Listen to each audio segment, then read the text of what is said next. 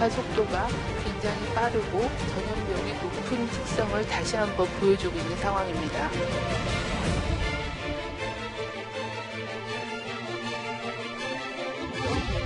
청명동에서 한 2,000명 정도가 이제 연락이 되고 있는 것으로 알고 있고요.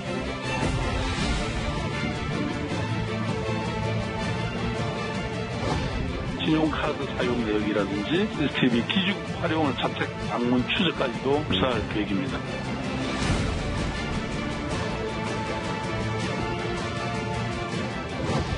이만원 지금까지 막았는데 지금같이 일종의 기습을 당한 상황인데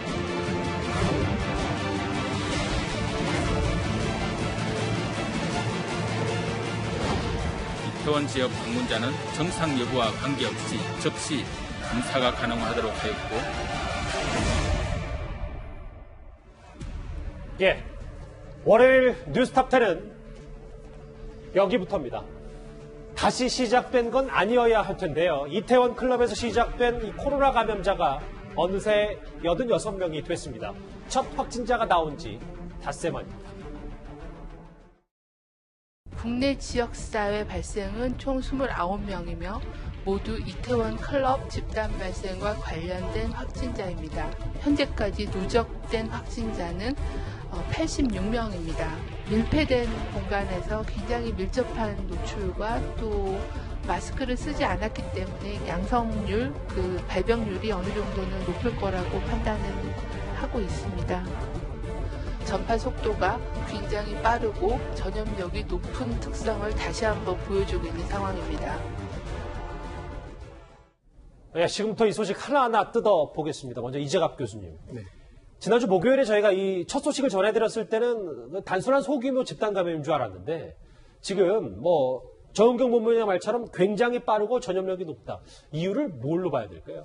일단은 그 환자가 아주 증상 초기 상황이었는데 지금 일단 여러 바이러스 특성상 증상 초기에 아주 바이러스의 배출이 상당히 많거든요. 예. 게다가 이제 마스크 안 썼다는 거, 그다음에 이제 이태원의 그런 클럽들이 아주 밀집되어 있는 공간이고 또 많은 사람들이 되게 활동적으로 뛰면서 이제 많은 말도 하고 노래도 하고 이제 이런 상황이다 보니까 아주 비말이 많이 날릴 수 있는 상황들이거든요.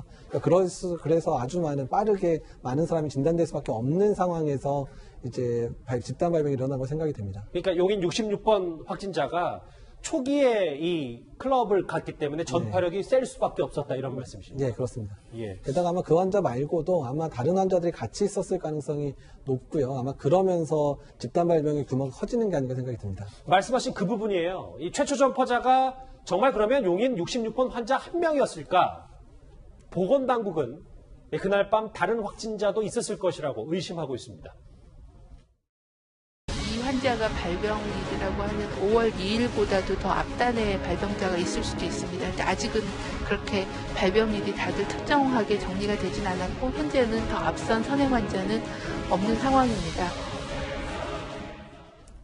교수님도 저렇게 생각하시는 거니까 그러니까 66번 확진자 말고 지금 확산세로 봤을 땐 누군가가 해당 황금연휴의 클럽에 더 있었을 것이다. 네, 그럴 가능성이 높아 보이는 게요. 예. 그러니까 한 명에 의해서 발병도 이렇게 많은 수가 될 수는 있긴 있지만 그런데 여러 클럽이나 여러 장소에서 발병된 환자들이 같이 동시다발적으로 발생하는 걸 봐서는 여러 명의 환자들을 통해서 같이 발생했을 가능성이 상당히 높아 보입니다. 그럼 교수님 하나 더 질문 드릴게요. 이 용인 66번 확진자도 도대체 내가 어디서 걸렸는지를 모른다고 했잖아요. 그러면 다른 확진자도 그랬을 경우는 지금 이 상황보다 좀 더 심각한 방역의 구멍이 뚫린 건 아닙니까? 그러니까 방역의 구멍이라기보다는요. 그러니까 이게 젊은 사람들의 전파의 특성이기도 하고 코로나 바이러스의 특성이기도 한데 이게 지역 사회 내에서 아주 그러니까 우리가 이제 확진자 숫자에만 너무 집착했잖아요. 네. 근데 그거에 비해서 아직까지 지역 사회 내에서 소리 소문 없이 전파되고 있는 사람들이 꽤 있을 수 있을 것 같다라는 거를 보여주는 전형적인 사건이거든요.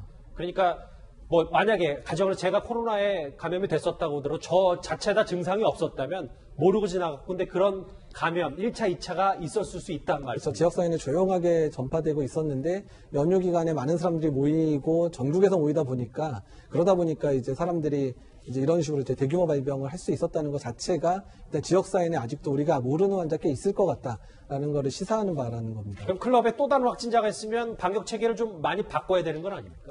일단 그러니까 이제 그런 것 때문에 생활속 거리두기나 이런 부분 할 때 저희가 좀 더 조심스럽게 접근해야 된다고 얘기를 했고 객관적으로 지역사회 내에서의 그런 객관적인 지표들을 좀 찾아봐야 된다고 말씀드렸던 게 이런 상황 때문입니다. 예. 그리고 걱정되는 것 또 하나 있습니다. 이 클럽에서 감염된 것으로 지금 확인된 사람들 중에는 한 30% 정도가 증상이 없는, 그러니까 본인이 걸른지도 몰랐는데 확진 판정이 나왔다는 겁니다. 무증상 양성률이 현재 확진 당시의 무증상이 30명으로 34.8% 정도는 무증상 상태로 되어 있습니다. 특히 지역사회에서 감염되신 23명 중에는 9명이 무증상이어서 약 40%가 무증상입니다. 이자혁 교수님, 저하고 화면 같이 보실게요. 네, 예. 그러니까 한 10명 가운데 3명 이상은 무증상 상태로 확진이 됐는데, 그래서 뭐 언론에서는 지금 뭐 스텔스 바이러스라고까지 표현하고 있거든요. 이렇게 되면 젊은 층이 대다수이기 때문에 이런 반응들이 나오는 겁니까? 일단 이제 무증상 확진자에 대한 개념을 조금 조심해서 해석하셔야 되는데 예. 이 사람 중에 대부분은 증상이 2, 3일 내에 나타납니다.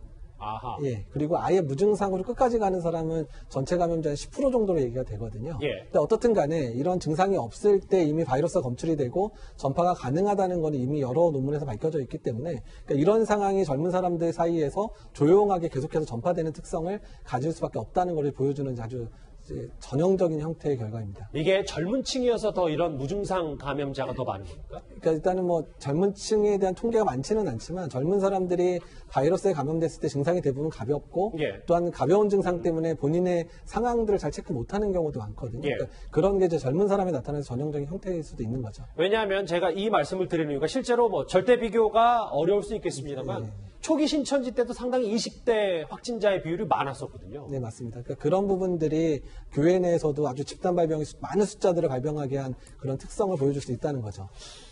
글쎄요, 지금 속도도 상당히 빠르고 무증상자도 있고 안 좋은 건 지금 다 갖추고 있는 이태원발 이 코로나 확산세입니다. 그래서 여러 전문가들은 앞으로 이게 신천지로 가느냐 아니면 콜센터로 가느냐, 뭐 다시 얘기하면 대규모 집단 감염의 소규모에서 그치느냐, 이번 주를 골든타임으로 보고 있습니다. 그런데 문제는 3,000명 넘게 연락 두절 상태입니다. 5,000명 중에서 한 2,000명 정도가 이제 연락이 이제 되고 있는 것으로 알고 있고요. 평균 잠복기를 고려하면 5월 7일부터 13일 사이 이번 주에 발병이 많을 걸로 추정하고 있습니다. 이태원 유흥시설을 방문하신 분들께서는 이번 주 오늘 내일 특히 신속하게 검사를 받아주실 것을 당부를 드립니다. 이번 주 월, 화, 수가 제일 중요하다는 게 이제 대체적인 관측인데, 이 교수님, 그러면 잠복기까지 고려하고 했을 때 지금 만약에 이 뉴스탑10이 시청하고 있는 혹은 클럽에 갔는데 아직 연락을 못 받은 분들은 꼭 수요일 안에 받아야 뭔가 방역 당국도 대책을 세우는 거 아니겠습니까? 이제 이태원이 이제 연휴가 끝나고 나서 딱 일주일 되는 시점이 이번 주 수요일이잖아요. 예. 그러니까 지금 환자들이 막 발생을 하고 있는 상황이라 이태원에서의 발생 규모를 확인할 수 있는 것도 이번 월화수가 중요할 뿐만 아니라 그분들이 빨리 진단책에 들어와서 확진되고 격리에 들어가야 그분들이 또 다른 분한테 전파시키는 걸 차단할 수 있는 부분이기 때문에 예. 지금의 월화수가 가장 중요하기도 하고 그분들이 빨리 검사를 해주셔야 되는 상황이기도 합니다. 그럼 지금이 86명이잖아요. 네. 이태원에서 네. 시작된 코로나. 그러면 교수님 뭐 단언할 수 없습니다만 수요일까지는 이 증가폭이 조금 계속 늘어날 수밖에 없는 구조입니다. 그렇죠. 이태원에서 발병원 환자도 아마 수요일까지 계속 증가될 거고요. 아하. 더 걱정은 거기서 이제 2차 감염자들이 더 나올 수 있는 부분들까지도 이제 이번 주말까지 계속 봐야 되는 거죠. 이번 주말 좀 다시 한번 코로나의 경각심을 불러일으켜야 될 것 같은 분위기입니다. 그런데 오늘 박원순 서울시장도요, 앞으로 이제 연락이 안 되는 3,000명 겨냥해서 강제 조사 대책을 내놨습니다. 같이 들어보실까요? 신용카드 사용 내역이라든지 CCTV 기준 활용을 통해서 해당 시간 내 방문한 분들 자택 방문 추적까지도 수사할 계획입니다, 지금. 이현재 의원님. 네. 앞으로는 이제부터 이 정부 당국의 대책을 봐야 될 것 같은데, 신용카드 내역도 다 확인하고 자택 추적까지 불사하겠다는 말을 박 시장이 했습니다. 오늘 뭐 박원순 시장뿐만 아니라 정세균 국무총리 또 이해찬 대표 뭐 연이어서 당정청의 고위 관계자들이 다 강한 메시지를 냈습니다. 왜 그러냐 하면 이게 지금 1차 감염자뿐만 아니라 2차 감염자도 23명이나 나왔거든요. 2차 감염자가 대부분 누구냐면 젊은 사람들의 할머니, 뭐 또 형제 이런 식으로 이제 2차 감염이 벌어지다 보니까 이 사태는 결국 이제 속도 문제입니다. 얼마만큼 빠른 시간 내에 1차 감염자들과 밀접 접촉자를 차단하느냐가 제일 관건이거든요. 근데 문제는 지금 좀 전에 이제 서울시 발표도 나왔습니다만은 전체 중에 3,000명이 지금 연락이 안 됩니다. 왜냐하면 이분들이 주로 성소수자 클럽이라든지 그다음에 전화번호를 적었는데 허위로 적었을 가능성이 있어요. 가짜 번호로요? 그렇죠. 그러다 보니까 지금 모든 방법을 동원해서 일단 신호를 찾겠다는 건데 그 방법이 일단 CCTV, 그 다음에 이제 GPS를 통해서 이제 휴대전화를 통해서 어디에 썼는지. 오늘 뭐 이해찬 대표는 직접 집으로 찾아가겠다는 이야기까지 했거든요. 네. 만약에 이제 검사를 받지 않을 경우에 벌금 한 200만 원 정도를 일단 추징받게 됩니다. 자, 그렇기 때문에 일단 그 당국에서는 일단 신분을 보장해 주겠다. 익명으로 해주겠다. 그 다음에 비용도 다 정부가 대주겠다. 아, 잠시만요. 그러니까 검사를 안 받으면 200만 원인데 검사 비용 자체는 그냥 무료로 받을 수 있다. 전화번호만 있으면, 왜냐하면 지금 사실 솔직히 문제가 뭐냐면 저 성소수자 클럽에 간 분들이 자신의 신분이 노출되면 사회적으로나 직장에서 여러 가지 불이익을 받을 수가 있기 때문에 사실은 이제 숨어 들어갈 수 있는 가능성이 있기 때문에 이게 이제 신중한 건데 예. 그래서 당국에서는 철저하게 신분 보장할 테니까 제발 좀 조사를 받으시라. 직접적으로 전화 좀 해주시라. 이렇게 지금 부탁을 하고 있습니다. 정확히 3,112명인가요? 장혜철 평론가님. 그럼 결국은 우리가 이걸 좀 떠올리지 않을 수 없는 게 초기 신천지 사태 때도 이 신도들 혹은 이제 감염자들이 숨으면서 이제 좀 방역 당국이 이 방역이 꽤 어려움을 겪었었잖아요. 네, 그런데 사실 신천지와 비교하면 규모 자체는 이태원 클럽에 있었던 분들이 훨씬 더 적다고 볼 수 있죠. 네. 하지만 숨을 가능성은 훨씬 더 크지 않을까 이렇게 우려가 되는데 신천지 같은 경우는 기본적으로 종교단체의 특성을 띠고 있고요. 예. 이 수뇌부라고 할 수 있는 지도 체제가 각 지파나 지역의 이 교인들을 관리하는 것이 굉장히 수직적으로 이루어지고 있기 때문에 초기에는 당국과 협조하는 데 여러 어려움이 있었습니다만 이후에는 명부 제출이나 그리고 강제로라도 이 신천지 수뇌부에서 지시를 내려서 조사받으라고 말하면 그 교인들이 조사받으러 나가는 그러한 효과도 있었습니다. 근데 문제는 이 이태원 클럽을 오간 사람들 같은 경우는 그렇게 관리를 할 수 있는 주체가 없잖아요. 신천지처럼. 이 사람들이 누구의 지시를 듣는 사람들도 아닌 것이고 네. 더군다나 어떤 측면에서는 신천지 교인 이상으로 본인들이 그 해당 클럽 특히 문제가 되고 있는 일부 성소수자 클럽에 방문했다는 게 드러나게 됐을 때 치러야 될 사회적 비용이 상당히 크기 때문에 네. 음지로 숨어들지 않을까 하는 우려를 당국에서 계속하고 있어서 이 채찍과 당근을 동시에 쓰는 것이고요. 지금 벌써 일부 인터넷의 이 성소수자 커뮤니티에는 집단 감염이 확산될 때까지 기다리자. 그렇게 되면 우리가 누구인지 동선이나 이런 게 공개 안 될 수 있다는 매우 우려스러운 게시물도 올라왔다는 게 언론 보도를 통해서 나오고 있습니다. 일부잖아요. 그런데 물론 일부. 극히 일부의 의견이겠죠. 근데 이런 극히 일부의 의견이 해당 클럽을 방문했던 분들 사이에 퍼지지 않도록 당국에서 서둘러서 채찍도 쓰고 또 익명의 신분을 보장해 주겠다는 당근 이런 정책도 빨리 써서 자료를 확보하는 게 무엇보다 중요해 보입니다. 맞습니다. 그래서 음지로 숨을 가능성도 배제할 수 없기 때문에 정부 당국도 계속 목소리를 높이고 있습니다. 간곡히 부탁드립니다. 여러분이 하루를 망설이면 우리의 일상 시계는 한 달이 멈출지도 모릅니다. 익명검사 제도를 도입하겠습니다. 본인이 원한다면 이름을 비워둔 채 단지 보건소별 번호만 부여할 것이고 전화번호만 확인하도록 하겠습니다. 글쎄 3,000명이 아직 연락 두절 걱정이 큽니다. 장혜철 평론가님. 그런데 제가 조금 전에 기사를 하나 보고 왔는데 주말 사이에 여성 아이돌 출신 가수가 해당 클럽을 방문했다. 뭐 이런 논란이 있었는데 그 여성 아이돌 출신 가수가 밝혀졌습니까? 네, 걸그룹 카라 출신의 박규리 씨인데요. 굉장히 유명한 연예인이죠. 해당 기간에 이태원에 문제가 됐던 클럽을 방문했다는 사실이 밝혀졌고요. 예. 그런데 이 확진자 나왔다는 소식이 들리자마자 소속사 측 해명에 따르면 자진해서 선별 진료소를 찾아서 검사를 받고 음성 판정 받은 다음에 현재는 자가격리 중이라고 합니다. 근데 일부 네티즌들은 이 박규리 씨가 해당 클럽 안에서 마스크를 착용하지 않았다. 이런 글을 올리기도 했는데 소속사에서는 입장부터 나올 때까지 줄곧 마스크를 착용하고 있었다. 그럼에도 불구하고 심려를 끼쳐드려 죄송하다는 입장인데요. 예. 문제가 되는 건 이 박규리 씨가 4월 28일에 코로나 잘 견디자고 SNS에 글을 올렸어요. 그리고 일주일 남짓 지나서 연휴에 이렇게 사람들이 많이 몰리는 클럽에 간 거잖아요. 저는 이게 개인 연예인 박규리 씨의 잘못이라기보다는 우리 당국에서 사회적 거리두기 고강도를 생활 방역 체계로 전환하면서 연예인들이나 일반 국민들이 긴장이 다소 느슨하게끔 메시지 관리를 좀 잘못한 게 아닌가 하는 생각이 듭니다. 사실 정은경 본부장 같은 경우는 이게 생활방역 전환되지만 우리가 그래도 수칙을 정말 꼼꼼히 지켜야 된다는 기조를 계속해서 본인의 메시지나 브리핑을 통해서 말을 했는데 네. 정작 컨트롤 타워라고 할 수 있는 정세균 국무총리가 어떤 경제 활성화나 이런 부분에 대해서 초점을 맞추는 이 정은경 본부장과는 다소 맥락이 다른 발언을 하다 보니 국민들이나 이 카라 박규리 씨 같은 경우도 이제 뭐 클럽 가도 되겠구나. 나가서 생활해도 되겠구나라는 그러한 착각을 한 것이 아닌가 싶어서요. 개인의 탓도 분명히 있겠지만 정부 당국의 메시지 관리의 책임도 우리가 한번 돌아봐야 될 것 같습니다. 화면 한번 더 짚어볼게요. 벌금 200만 원 물리겠다. 박원순 시장이 이렇게 일단 강제 엄포를 놨는데요.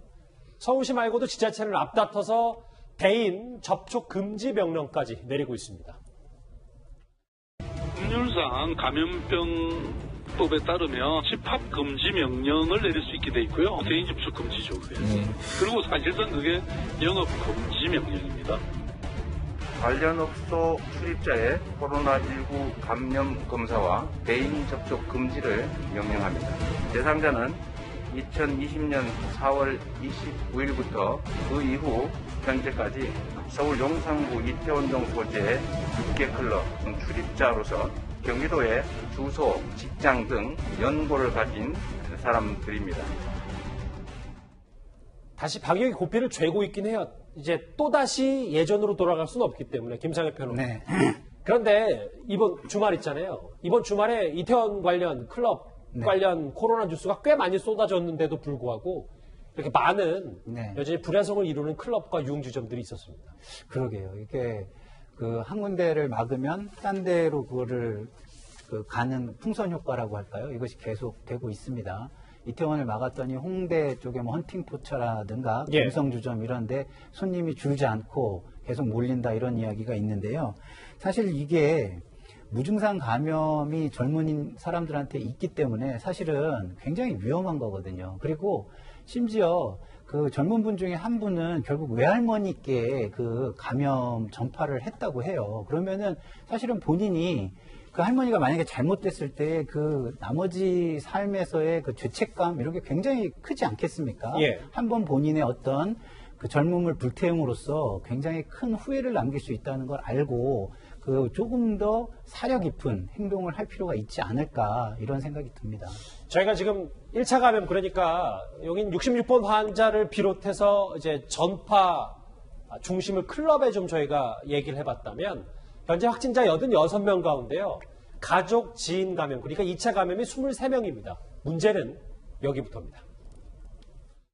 건강한 청장년층에서는 큰 증상 없이 회복이 되지만 이런 유행들이 지역사회에 누적되게 되고 이러한 그 코로나 바이러스가 고령자나 아니면 기저질환자들이 노출이 되게 되면 이런 면역이 약한 사람들은 굉장히 치명적이라는 사실을 다시 한번 상기해 주시기를 바랍니다. 고령자나 약자에 대한 배려를 다시 한번 떠올려 주시기를 부탁을 드리면서 이 교수님, 저 화면을 보면 손자 아들 이태원 클럽 갔다가 80대 외할머니에게 그리고 50대 어머니에게 2차 감염이 된 건데 이게 지금 방역당국이 걱정하는 가장 최악의 시나리오 아닙니까? 맞습니다. 그러니까 젊은 층들의 감염에 대해서 저희가 제일 걱정하는 이유는 뭐냐면 본인들이 감염됐을 때 활동력이 넓기 때문에 많은 사람을 감염시킬 수 있는 것뿐만 아니라 가족 중에 이런 이제 할머니라든지 어머니와 같은 그런 이제 고위험군들이 감염이 되면 사실 고위험군들 같은 경우는 80세 이상의 감염자는 지금 현재 사망률이 20%가 넘거든요. 아, 그렇습니다. 그러니까 이제 그런 문제들을 야기할 수 있어서 젊은 층에서의 자제와 이런 부분들을 많이 촉구하고 있는데 이미 이런 상황들이 벌어지고 있어서 상당히 안타까운 상황입니다. 근데 교수님 이게 지금 여기에 연락 두절인 사람들도 많아서 앞으로 2차 감염 그러니까 코로나에 취약한 고령자에게 이렇게 감염되는 거를 어디서부터 막아야 될지 이게 좀 사실 걱정 아니겠어요? 그렇죠. 그러니까 이제 20대 클럽에서 감염된 사람들 빨리 진단을 해서 이런 전파를 최소화시키는 게 중요하고요. 만약에 늦어지게 되면 문제가 이런 할머니들 걸렸을 때 이 할머니가 또 그 동네에 있는 다른 할머니들한테 전파시킬 수 있는 소스가 될 수 있는 분들이 있어 또래들이 잘 모이시니까. 그렇죠. 또 생활속 거리두기에 되면서 일부 공공시설들이 문을 열기 시작하면 이런 분들이 또 같이 모이는 그런 모임들이 열릴 수도 있기 때문에 이런 부분들 상당히 주의해서 관찰하고 그런 데서 확산되지 않도록 노력을 많이 해야 됩니다. 아, 그것도 있네. 그러니까 고령자가 또 다른 고령자에게 3차 감염했을 경우는 그게 더 걷잡을 수 없는 안 좋은 상황이 될 수 있고 그렇습니다. 그러니까 좀 더 걱정이 크네요. 글쎄요. 클럽 방문한 손자가 코로나를 옮겼기 때문에 고령층 취약계층에 대한 걱정도 큽니다. 이 2차 감염의 불씨는요, 군대로도 옮겨 붙었습니다. 이태원 클럽을 다녀왔다고 말한 군인이 무려 49명이나 됐습니다. 이태원에 클럽에 방문했던 인원들에 대해서 자진신고를 권고를 했습니다. 현재 자진신고한 인원들은 PCR 검사를 지금 진행하고 있는 걸로 제가 알고 있습니다. 49명을 접수를 받았습니다. 이 중에서 32명이 훈련병입니다. 확진자 발생 부대는 상황 안정 시까지 외출, 휴가 이런 출발을 통제하고 출타 시 다중 밀집 시설 이용을 금지 또는 자제하도록 하고 있습니다. 징계 안 한다고 해서 자진 신고를 했고 지금 49명이 신고를 했는데 4명이 확진 판정을 받았어요. 클럽 얘기를 이 교수님하고 저하고 계속했던 게 밀접 접촉과 밀집 지역 얘기잖아요. 네. 근데 이 군 생활, 내무반도 다른 거 하나도 없지 않습니까? 그렇죠. 그러니까 이미 다른 데보다 2차 감염 사례가 더 많이 나타나잖아요. 그래서 사실 걱정이 다행인 거는 그 49명 중에서 32명은 훈련병이라 이제 훈련 들어오기 전에 했던 분들이라 이제 이미 이제 격리가 들어간 상황인데 어쨌든 군대를 제일 걱정하는 거는 군대가 이제 여러 많은 사람들이 모여 있을 뿐만 아니라 이런 상명하복의 이런 구조이기 때문에 이런 여러 가지 부하 이제 뭐 군인들이나 이런 사람들이 잘 확산될 수 있는 그런 요인들이 있기 때문에 군대가 좀 엄청 긴장해 있는 상황들이거든요. 그래서 더 많은 확진이 안 나오기를 지금 현재 기다리고 있는 상황이죠. 그렇죠. 군대도 사실 본인이 감염됐더라고도 진솔하게 얘기할 수 있는 구조가 또 아닐 수도 있으니까요. 그렇죠. 예. 그렇죠. 벌써 4명이 확진 판정을 받았습니다. 또 하나 2차 감염, 군대 말고도요. 이 광역단체 가운데는 제주도가 발칵 뒤집혔습니다. 현재까지 142명으로 파악이 됐습니다. 이 확진자가 피부관리사예요. 그래서 그 서울에서 이제 휴가를 보내고 난 다음에 정상 출근해서 이틀 동안 열심히 일을 했거든요. 연휴 기간도 사회적 거리두기 기간이긴 했지만 생활 방역을 기정사실화하면서 연휴로 들뜬 분위기 속에서 사실상 방역망에 구멍이 생겼다고 봅니다. 코로나 청정 지역을 선포했었는데 이게 이현정 의원님 저하고 네. 지도 한번 같이 보실까요? 서울 51명 뭐 제일 많고 경기도 수도권이 제일 많은데 제주도의 30대 여성 피부관리사가 보니까 어린이날 이 클럽을 찾았다가 목금토 사흘 동안 일하면서 무려 100명 넘은 사람과 접촉을 했더라고요. 그러니까 지금 제주도 같은 경우는 일단 확진자도 제로일 뿐더러 또 입원하셨던 분들도 다 퇴원하셨어요. 그러면서 이제 완전 청정 지역이 사실 됐습니다. 근데 지난번 이제 연휴 동안 제주도가 굉장히 걱정을 많이 한 게 뭐냐면 육지에서 19만 명이나 되는 이제 관광객들이 제주도에 몰렸습니다. 맞아요. 어떤 면에서 보면 이게 뭐 막을 수 없는 사태죠. 그동안 워낙 이제 이동이 없다 보니까 제주도가 그때 반짝 이제 어떤 면에서 보면 특수를 누린 겁니다. 근데 지금 그 이후에 보면 이 제주도에 있던 이제 그 피부관리사는 여성이 서울로 왔다가 거기서 이태원 클럽에 들려서 들어가서 실제로 이틀 일하고 지금 확진이 된 겁니다. 그리고 지금 현재 143명이 접촉을 해서 지금 상황인데 문제는 지금 그 당시에 보면 제주도에서 그 여행 갔던 분들도 꽤 많을 테고 또 접촉한 분도 많을 거기 때문에 이 지금 어느 정도 지금 수준이 가늠할 수 없는 거거든요. 그렇죠. 그러니까 한 명의 어떤 면에서 보면 이렇게 확진자가 실제 이 파급될 수 있는 영향력이 굉장히 많다는 걸 우리가 이미 이제 경험했지 않습니까? 예. 그래서 지금 원희룡 지사도 지금 굉장히 걱정인 게 지금 사실은 제주도 같은 경우는 거의 뭐 이제 비행기도 정상적으로 운영을 하고 여행객들이 지금 꽤 많이 들어가는 지금 상황이거든요. 이런 상황에 또 이런 일이 벌어지다 보니까 굉장히 걱정이 큰 것 같습니다. 장현철 평론가님, 이런 부분도 더 우려가 되는 것 같아요. 피부관리사의 직업적 특성상 마스크를 벗을 수도 있고, 뭐 대화를 할 수도 있고, 심지어 거리를 떨어지지 않아서 이제 고객과 만나기 때문에 이 부분이 지금 앞으로 좀 걱정이 많이 되는 것 같습니다. 사실 이분이 시술을 할 때 본인이 마스크를 착용하고 시술을 했는지 안 했는지가 우선 좀 확인이 돼야 될 것 같은데 우선 시술을 받는 고객들은 당연히 이 얼굴 부위 피부 관리를 받다 보면 마스크를 착용할 수가 없겠죠. 그리고 한 30cm라는 초근접한 상황에서 이러한 시술이 이루어지기 때문에 밀접 접촉의 강도가 일반적인 다른 접촉자보다 훨씬 더 높을 수밖에 없습니다. 그런데 그래도 다행스러운 것은 지금 벌써 102명에 대해서는 검사를 했는데 음성 판정이 나왔어요. 그리고 해당 피부관리소에서 내원했던 이용객들 중에서 87명의 음성 판정이 나왔습니다. 그런데 이분과 해당 기간 동안 피부관리소에서 이용하면서 직접 접촉한 분들이 124명이라고 하는데 그럼 아직까지 40명 가까이가 남아있잖아요. 이분들에 대한 조사도 좀 빨리 진행이 돼야 될 것 같고요. 무엇보다 당연한 사실이지만 그 시기에 이 피부관리원을 방문하신 분들은 검사받기 전이라도 또 음성이 나왔어도 예. 이후에 또 어떤 결과가 다시 나올지 모르니 자가격리를 꼼꼼하게 지켜주셔야 되는 부분이고, 이분이 또 오가면서 대중교통 이용했다고 합니다. 그런 부분에 대한 또 제주도 당국의 역학조사와 추적도 좀 필요해 보이는 그런 상황입니다. 맞아요. 다시 한번 이 코로나 관련 뉴스에 정말 클럽도 그렇고 피부관리사도 그렇고 주목을 좀 여러분들도 좀 하셔야 될 것 같습니다. 김상희 평론가. 네. 정리를 좀 해볼 텐데, 이 주제. 네. LG U+ 용산사학도 좀 폐쇄를 했고요. 네. 카카오, 네이버, 배달의 민족, 굵직한 기업들 지금 다시 시계를 좀 거꾸로 돌린 건 아닌지 모르겠는데 다시 네. 집에서 재택근무하라고 하고 있거든요. 예, 그렇습니다. 네이버와 카카오의 경우는 그 티맥스 소프트라고 왜 확진자가 나온 기업 있지 않습니까? 예. 그 근처에 있는데 이러한 우려 때문에 그 정상 근무로 전환을 하려던 것을 연기를 했고요.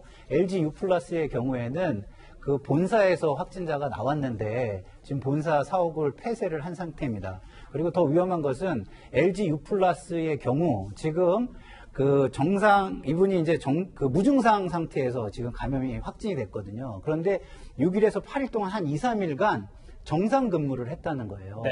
그러면 이것이 무증상 상태에서 그때는 또 감염이 이루어지지 않았을까 크게 우려가 되는 부분이고요. 지금 이것이 IT 업계를 초긴장을 시키고 있다고 합니다. 글쎄요, 이렇게 이제 굵직한 기업들마저 일단은 문을 닫고 코로나에 숨지기고 있습니다.